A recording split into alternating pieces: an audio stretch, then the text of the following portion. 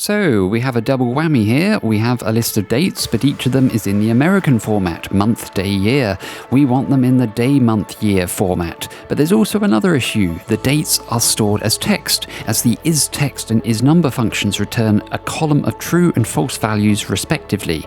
Under the hood, Excel stores dates as numbers, so storing them as text causes calculation problems. How can we fix these two issues? Select the dates, and on the Data tab, click Text to Columns.